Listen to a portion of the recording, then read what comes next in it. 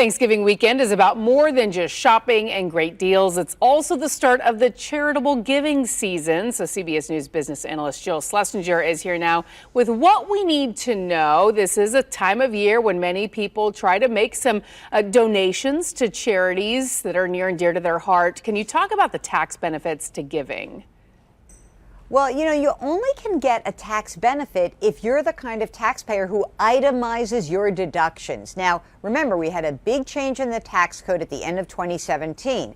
Part of that meant that the standard deduction got a lot bigger. So that means only about 12% of tax filers actually itemize. So if you really think that you're close to itemizing and you're feeling really charitable, maybe you give a little bit more this year, give a little bit less next year, but most people do not give to get a charitable deduction. Most people give because they want to do good.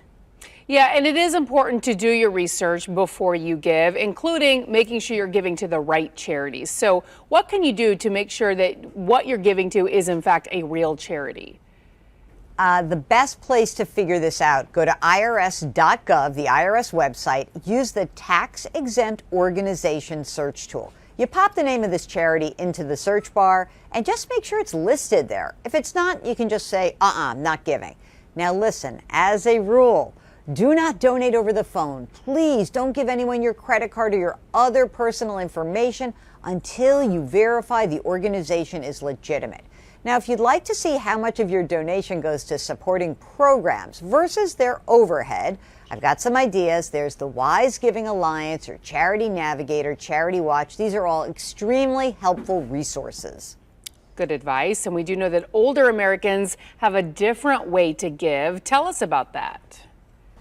This is such a cool opportunity. If you're over the age of 70 and a half and you've got a traditional IRA account, meaning the money hasn't been taxed yet in that account, you may want to consider something called a qualified charitable distribution, a QCD.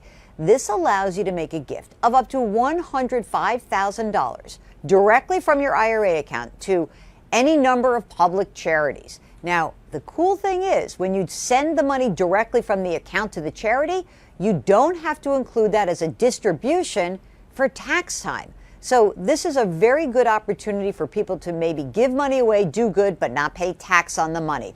Also, a QCD, it might satisfy your required minimum distribution if you have one. So check that out, a really great tool. 70 and a half is where you can do it.